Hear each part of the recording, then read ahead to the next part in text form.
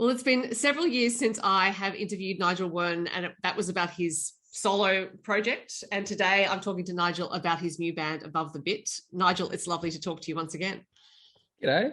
Good to see you. Yes, good to see you. The last time was an audio interview, and so now I can actually look at you through the wonders of technology and ask about Above the Bit, which is your new band with Luke Watt. How did the collaboration come about? Back in 2017, actually, the last time I spoke to you, I was overlooking the water at Port Douglas up in far northern Queensland. I'd just been up in Cooktown, so slightly different occasion today. Yeah. Yes, Luke and I have known each other for a long time, probably 20 years. And I applied for a Bundanon artist residency at Arthur and Yvonne's property. So Arthur Boyd, the artist, they donated their property to a trust when they passed on. So Luke and I were successful. Well, I was successful in applying for that, and I asked Luke if he'd like to be involved in coming up with this, idea for a record, which is about mutiny and civil disobedience in Australian history. So we were successful. Got the application in, got the residency for 3 weeks in 2017, and went up there and spent probably 6 months both sides of the residency, writing, researching, and we got to recording it in 2018. Yeah. And I will ask some questions about the writing and the research, but I'm interested in what you feel that Bundanon experience did for you, because some people might not be aware that they can apply for residencies like that. And Bundanon is still going as a place where artists can apply to have a few weeks. So what did that time give you? Yeah, well, we were made aware of it. We went to the Port Fairy Folk Festival, which we do every year. When I say we, my wife and I, Amy. And Katie Noonan was talking about it on stage. She mentioned she'd done this amazing artist residency, and Amy sort of went, "Oh, that sounds cool." And she mentioned it to me. I wasn't at that particular concert. And that's when I applied. So the Bundanon Trust that do all sorts of residencies, not just that one. They have some properties around Australia. There's one in Perth, Adelaide, Sydney. And you can go and live there for 6 months or a year and work on projects. It's not just for musicians, it's for visual artists, poets, composers, all sorts of artistic mediums, really. So Luke and I applied to be in the Musicians' Cottage, which is the original caretaker's cottage on the property of Bundanon. Bundanon itself is an old sandstone homestead that's been there, for 150 years or something or longer. And it's nestled on the Shoalhaven River and amongst 1,100 hectares of bush.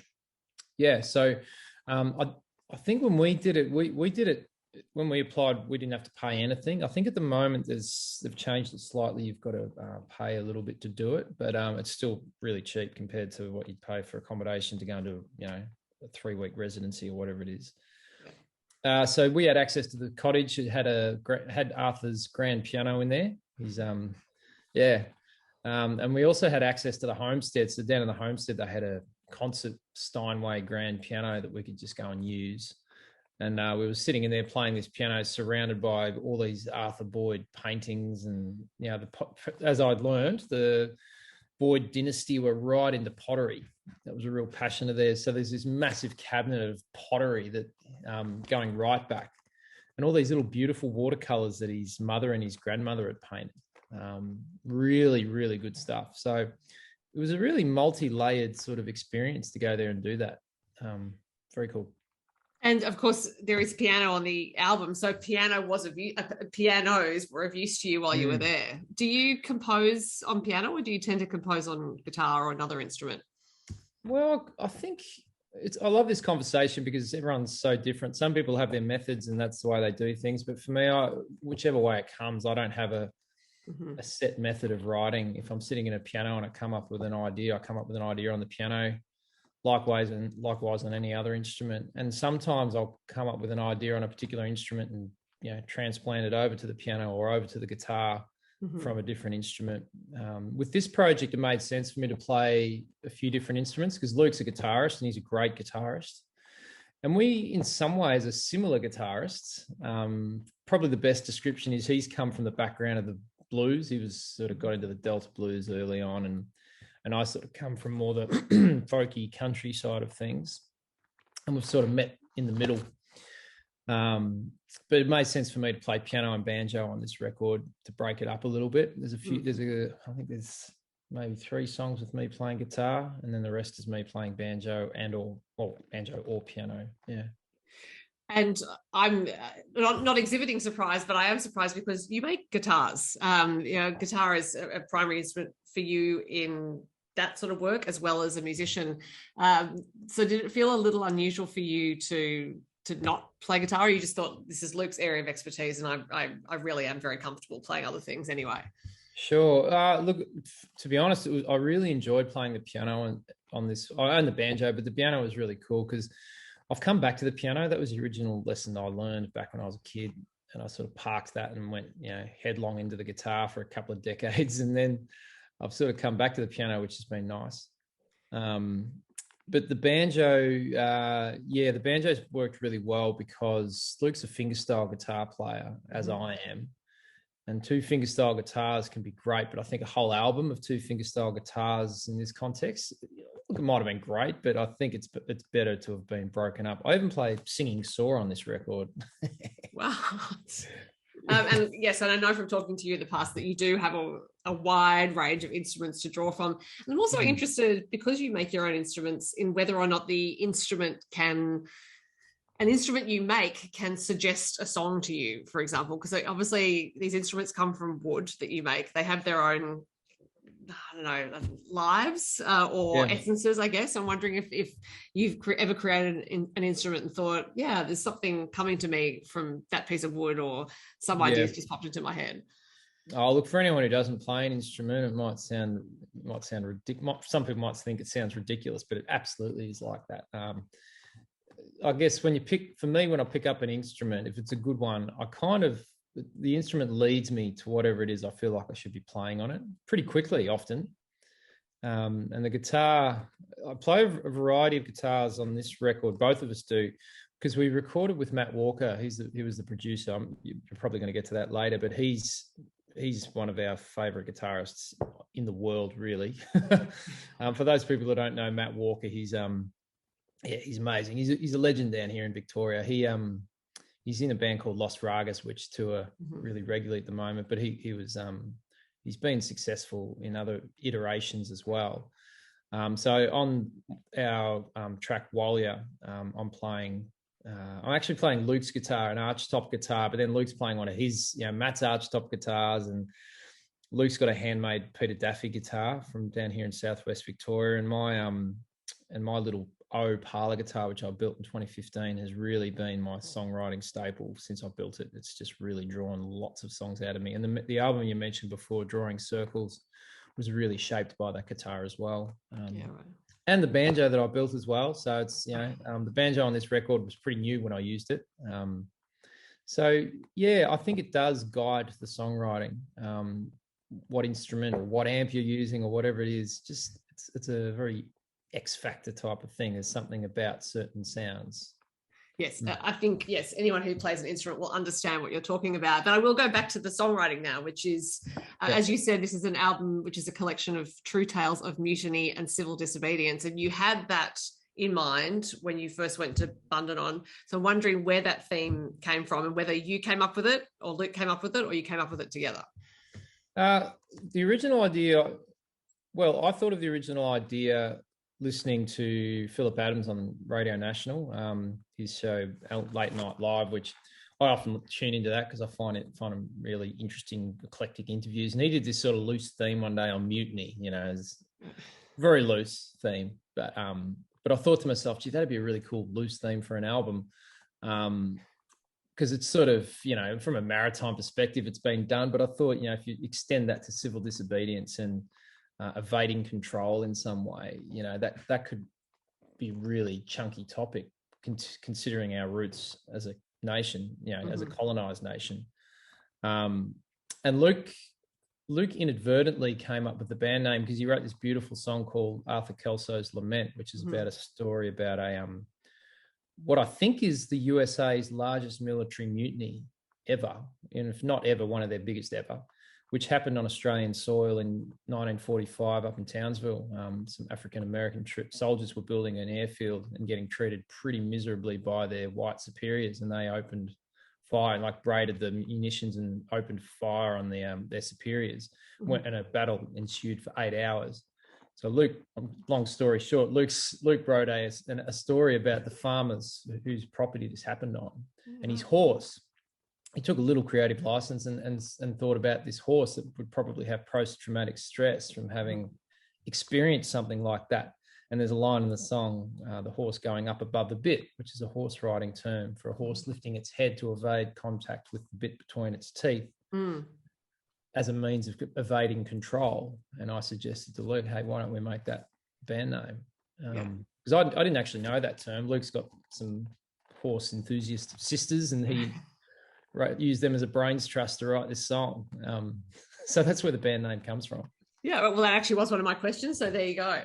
And you mentioned the story of 1945 in Townsville, but how did you even start to gather the other stories about which you have written songs? Because some of these songs are quite long, and so they are these epic tales within a song. So you obviously did a lot of research, but you had to start by identifying those stories in the first place. I won't shy over the fact. The album's it's a journey. We didn't try to make a short album. We thought, no, this is just going to be long. So if people don't like it, they don't like it. If they do, they do. We like it. I made a joke in the liner notes actually about Ben Hughes on the High Seas, a song that Luke wrote, and I said in the description of the song in the booklet, I said, told succinctly in 14 verses. It's a bit of a joke. But look, it was a really enjoyable process. I mean, look, a lot of the stories are pretty heavy duty. You know, there's some content in there which is confronting, but I really enjoyed the process of searching. And we both listened to podcasts, read books, lots of books. I listened to a lot of talk show radio on the ABC, RN. I got the story of Walia of Earshot on RN. Someone did an Earshot. I think it was Jess Fairfax, I think. And I'm just going to plug my computer because it's about to go flat. Jess Fairfax, I think it was. About Walia. And it sort of just came from different places. I've got a couple of stories out of a book called Forgotten Rebels of Eureka by Claire Wright, which is a story of the women and children on the goldfields in Victoria during the 1850s and 1860s primarily. And up until that book, not much had been written at all about the women and children who made up 40% of the population at that time. So I was there's a few songs I wrote in particular about women.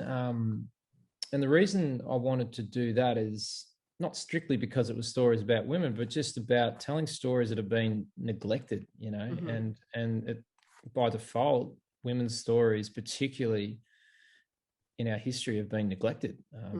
There was a story recently about the sailor Freycinet. I can't think of his first name. I think it was Joseph Freycinet. I'm probably wrong. But the Freycinet National Park in Tasmania was named after him. His wife cut her hair and made herself look like a bloke and jumped on the boat with him because they were so in love. They couldn't bear to be apart. And she was a very intelligent woman. And she basically went on the ship and stayed in his cabin for the entire voyage for months, years even. And she just did scientific work. She helped do scientific work with him, helped mapping and researching. And the sailors on the ship just turned a blind eye because it was bad luck to have a woman on a ship, you know. Right. So these are the sorts of things. We didn't write a song about that, but the point I'm making is these stories have just been covered up and or written out of existence potentially. So we wanted to latch on to some of those stories. But by their very nature, it makes them hard to find, of course. I mean, yes, Claire Wright's book had quite a lot in, but it's that you have to be a real fossicker, I guess, to find them. So do you have a fossicking nature? I think I do, and I think I've been really good at jumping on the piggybacking off other people's fossicking. But in saying that, we had to pay attention. You know, we did have to look attentively to find these stories. But I mean, Claire Wright, she did such an incredible job of researching that book. She's been involved with all sorts of things with the ABC and documentary series and stuff. And I got in touch with her, and she's been really helpful. She helped me fact check the songs. She's been a wonderful resource. Probably one of the most interesting parts of the process was receiving cultural advice with the songs about Aboriginal warriors. The song that I wrote from the Bathurst region, The Wind of Realisation, which is about a meeting between William Sutter Jr. and Windradine, who was a Wiradjuri lawman. He ended up assembling a band of warriors to go and carry out some Wiradjuri law because there'd been horrible atrocities, committed against their people in the 1820s. And in 1825, William Sutter Jr. went out to the door of his house, at the crack of dawn, and these warriors just appeared. Apparently, they were silent. I think they even wore shoes to make themselves silent. And they appeared silently, and he spoke to them in Wiradjuri language.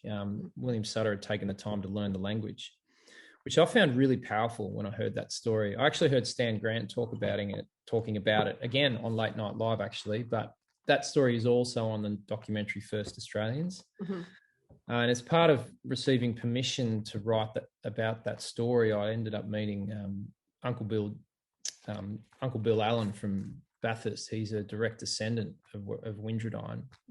Met with him in Bathurst, and on the same day, by pure chance, which is another quite a story how it all sort of unfolded. But he ended up getting a phone call when I was meeting with him in Bathurst from the Guardian, who wanted to take some photos for an article that was being written. And next thing, we're in the car out to Brucedale Station. So I met David Sutter on the same day, who was a direct descendant of William Sutter Jr. from 1825. It's the oldest business in Australia, I believe. They still run the same farm. So, we're banging around in a ute on this property with Uncle Bill and David Sutter, going out to Windradine's grave and took some photos. And I received permission, verbally from Uncle Bill, and I checked it off with David. So that process was really, really affirming and really powerful. It's just the way everything just serendipitously aligned was quite interesting. Quite an experience. I should say you're talking about a lot of research here and facts and information, but these songs are stories. There are characters in them. There's emotion in them. There are story arcs within them. This is not about you recounting happenings in a dry way at all. So I imagine, therefore, the writing process became, once you had all that information, was finding the story you wanted to tell, and then was there quite an editing process to get it to the point of what you wanted to sing? Sure. Look, there was only probably one song that didn't make it onto the record, and that was one I wrote right at the end of the residency at Bundanon, and Luke had already left, and we had enough songs. So that one got parked, but the songs kind of made themselves known, and then the editing process took a while, but the editing that took place was probably the last 5% after Bundanon. And it was really just tweaking certain lines of the song to make sure that they delivered not only a message, but a vibe that we wanted, because it's such, confronting information. Like there's another song about Walia, which I've mentioned, which is our single at the moment, about an Aboriginal warrior from Tasmania. And she was a woman, and she banded together a band of warriors and went out and wreaked havoc on the colonists. There wasn't really many choices particularly in Tasmania. It was dire.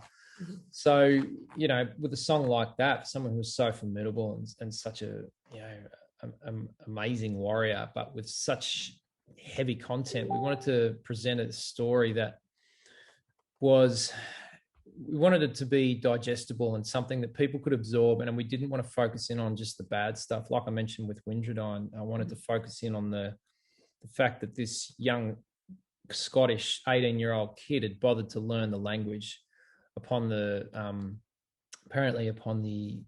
encouragement from his father.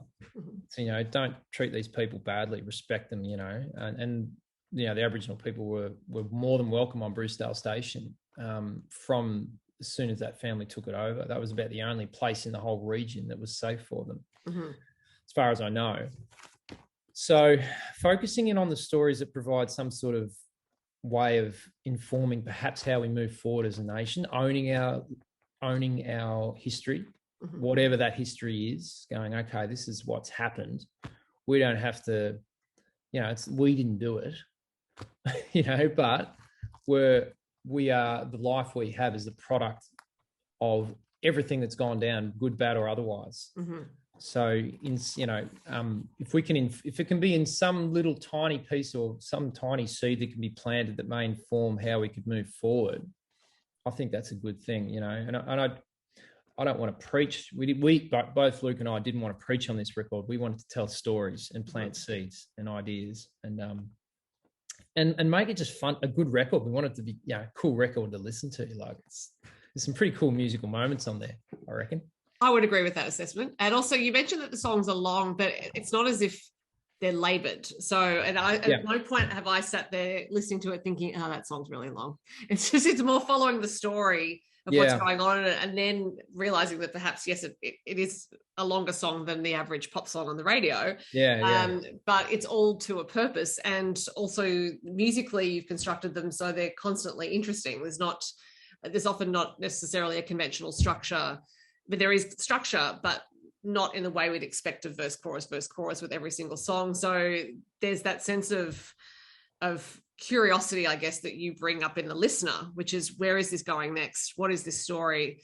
And I guess that leads me to talk about your producer, Matt Walker, who I guess came into this project when you and Luke had a real sense of what it was. Bring in someone from the outside. I'm quite sure you and Luke were capable of producing this yourselves if you wanted to. So did you bring Matt in because you wanted that perspective of how a listener might interact with that material, or you just thought, we need to be the artist here and hand over this responsibility to someone else? A bit of both. And look, we were very fortunate, but we worked hard to do it. We got some funding through Australia Council to release the record, which is now getting released now. We were actually going to release it in 2019, and then I ended up going overseas a lot, and then in 2020, and then of course the rest. But Matt, Matt's got such an interesting canon of work. He's, when people haven't heard of him and I'm describing, I say to people, he's done some cool stuff. He did the support for the Patti Smith Bob Dylan tour back in 2001. He's with Ash Davies on drums, drums guitar duo. That's pretty unusual sort of career stamp to have. But he's been a producer for a long time. He's produced some of Liz Stringer's work. He's produced his own work, Broderick Smith, all sorts of different things. And he's just got an otherly way of looking at things, and trust him as well, because of the musical decisions he's made in the past. And he's a great singer. He's a great writer, great player. He was just, and we got to know him well through this process. He's just really cruisy, he doesn't back away from what he thinks will serve the record, but he'll do it in such a way that isn't confronting, and he'll do it in a way that is assertive but encouraging, which is really great in a producer. You feel like he's got your back, and he'll just sort of say, oh yeah, why don't you try this, and it's usually better as a result of that. So that was cool. And Rowan Matthews on engineering as well, not to leave out Rowan. Rowan's a key part of that collaboration. Like, Matt and Rowan were just, two peas in a pod in terms of working on this project. So they dug deep. We also had Danny Mckenna on kit, and some of your followers might be familiar with Danny. He's worked with all sorts of people, Jeff Lang, Mia Dyson, all over the map. He's a great drummer. And Steve Hadley, who has played with everybody from Stevie Wonder to Texton and Charlie. He's been around the block, and he's a fantastic bass player. He played with Archie Roach for years as well. Tremendous feel. Mandy Connell on backup vocals, who's a great singer-songwriter in her own right, and Corinne Stratting on the wood flutes and the wood whistle. So it's pretty eclectic. I played a lot of reed organ actually on this record. I got a reed organ here at home that I lay it on a bunch of songs, and it ties it all together pretty well. It helps. And I'm going to say Mandy's vocals do add something beautiful on the songs in which she is involved. When I first started playing this album, I have this really unusual sense that I was listening to something from a very long time ago, almost like it's like, oh, am I overhearing someone singing around a fire or in their living room or whatever it was. And there's no technical way, I think, to describe that other than what I've just said. But I'm wondering for you as a singer, how you approach these songs, whether you almost felt like you were taking on the characters you were singing about and making that connection to them through the ages, backwards, but also forwards to the listener. Great question. I think something I'm trying to do with this project is to be humble about it, in that we're presenting the stories of real people, and when Luke and I are both wanting to just keep in the back of our mind that, you know, these are real people, that real stories, real hardship, and that's, you know, I don't want to lose sight of that. And I didn't want to take too much, we both actually didn't want to take too much license with the way we wrote the songs, and particularly with the stories of Aboriginal warriors. I wanted that to be third person, and to be, you know, I didn't want to assume any sort of first person stuff there. But with some of the other more colonial stories, which are, you know, these people could have been my ancestors, say, I tried to, you know, dip into their headspace quite a bit. And that was helped in part too by some of the writing by Claire Wright, you know. So the song, the Ballad of Sarah Skinner, which is a pretty sad song, that seems to be a song that I mean, I'm really happy with that song, and it seems to be one people really respond to at gigs, particularly women. It's a story about family and coming out to Australia and childbirth and all the things that went wrong. True story. Yeah, just sort of keeping in the back of my mind that these are real stories, yeah, and enjoying what we're doing, enjoying the process of presenting these stories, enjoying the conversations after the gigs, which are often long. I had a lovely conversation the other night with a Gunditjmara woman here in Terang.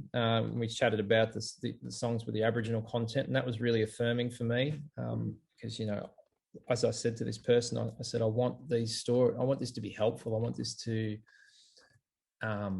help present these stories in a way that people can accept them. And I think music is a really great way to do that. You know, if you were to sit there and sit through a talk of this content without any music, it would be very confronting, but the music just brings it some life, I suppose. I don't know if I've answered your question. Yeah, you have, because I think it goes to also what you perceive your role is as an artist, and what the role of the artist is more generally. And partly it's to entertain, partly it's to inform. I always think it's also partly to for people to feel art exists for people to feel less alone in their own experience.